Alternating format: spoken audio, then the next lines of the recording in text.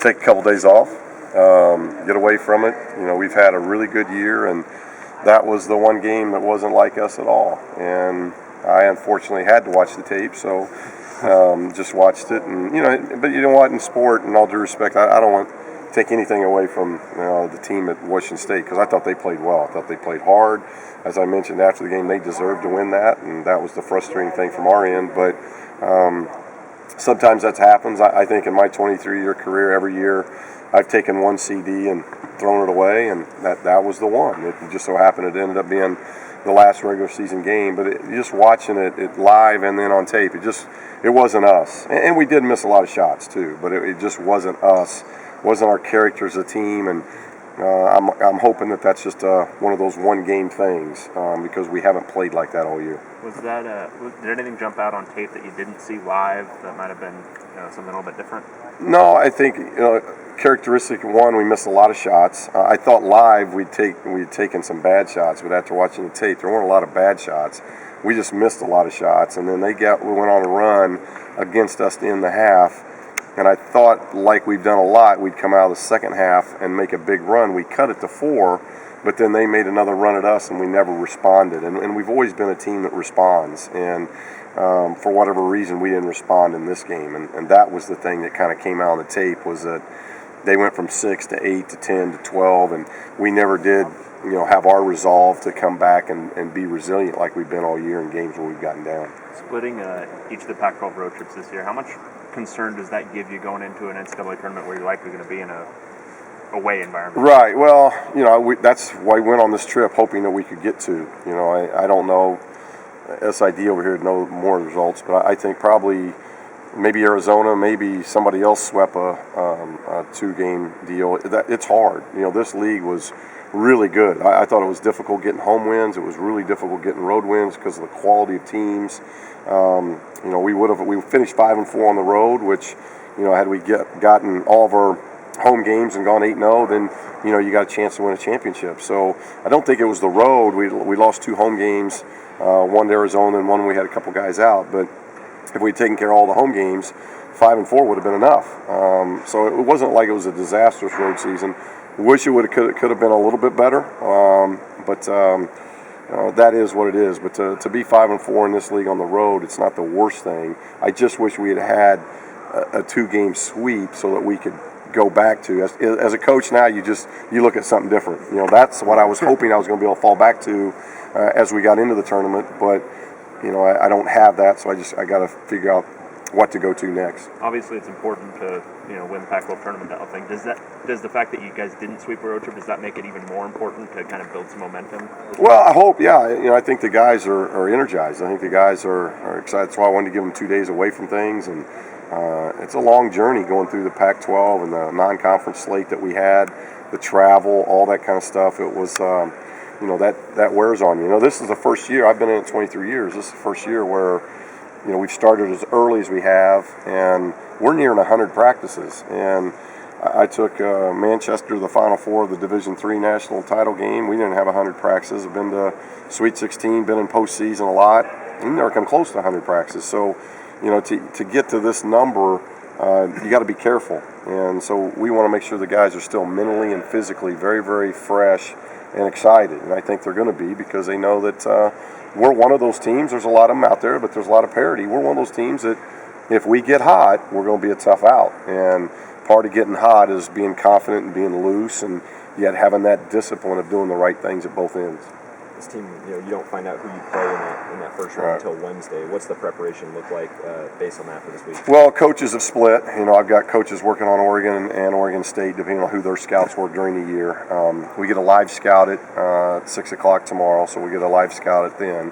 We got all of our tape broke down and ready, because you don't have a lot of prep time. We're not going to really know until about 8 o'clock, and we want to get the guys down. So we will meet with the guys probably about 10 o'clock, because as soon as we find out, we're going to have to finish some things up as coaches, and then 10 o'clock be able to present everything to the players. And then we got the morning to go over some things as well. You don't get like 25, 30 minutes to shoot, And I've said this before, I've been in a lot of these tournaments, that first game in the quarters always benefits the team that's getting to play the night before because they've been in that environment. Now, as you move forward, the bye helps you. But I don't think it's an advantage having a bye in the quarterfinal round because that team you're playing played the night before in that environment. So we'll take that shoot-around. It's a fairly early shoot-around, but we'll get the guys up and get a shoot-around in just so they got 25 minutes to shoot in there.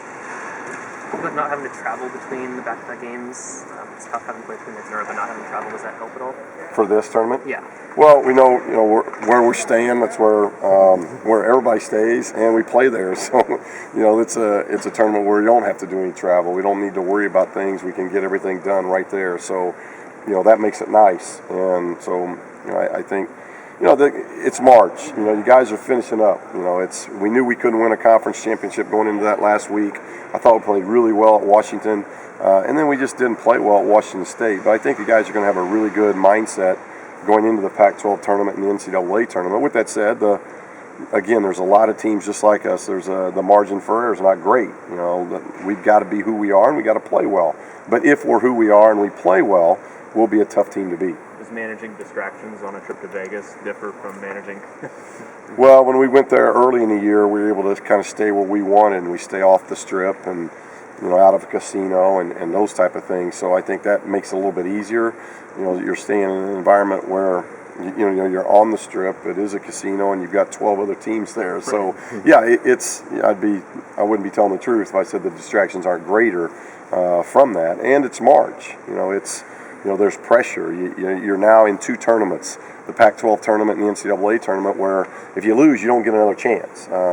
You've got to win to keep playing in this tournament, and the next tournament next week, we got to keep winning to play in that. So there's some finality to it if you don't do the job now. And so those can be distractions as well, and that's why we want to just we want to loosen the guys up a little bit and make sure they're enjoying this time, because sometimes you get so wrapped up and it does become a little bit of a grind, and I want the guys to enjoy this. What do you think of the jerseys?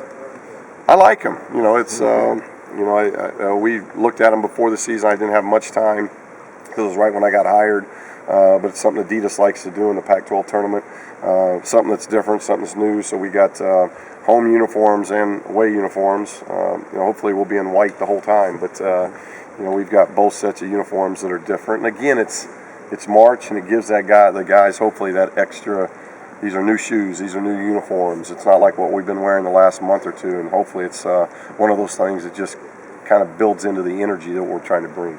It seems like when Jordan has put up, big numbers right. in past road games, you guys have had a lot of success. Is that something that, you think about going into a Pac-12 tournament? No, and if you look, it's easy to find, but, we've lost 8 games, and in those 8 games, Jordan's been a factor, and we knew going in that, but he's proven it over the year how big a key he is, and that's not always with scoring, but he is our shooting guard. He is our scoring guard. So we've got to do a better job as a team and as coaches and making sure we're screening and cutting, getting things set up for him to where he can get some easy baskets because he's getting tough assignments now. But then it helps. Our bench has been good and consistent all year. That helps relieve a little pressure. Kyle's numbers are up. Norman's numbers are up. So that's helped ease some of the pressure. But we're obviously a much different, better team when Jordan's clicking. What's been the biggest surprise this season? I don't know. I don't know. It's gone fast. The surprise is that I was hired April 1, and we're about 2.5 weeks from me being here a year, and that's gone by really fast. We've put a lot in, and to get the foundation, I wouldn't say a surprise, but to get 23 wins in, to finish second in the Pac-12, to get a lot implemented with what we wanted to get put in with our system and our program.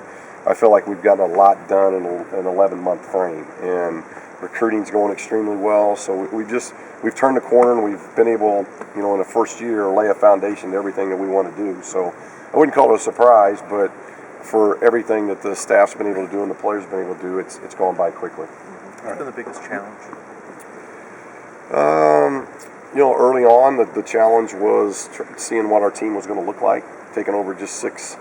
We had 6 scholarship guys, and then we had 2 signees that we had to re-recruit, and then we went out and got Juana, and Bryce obviously got him out of his deal with New Mexico, and we got him. So we had to work awfully hard till about July 1 just to get 10 scholarship players. So that was a challenge, just kind of making sure the team was going to be put together, and then figuring out what it was going to look like.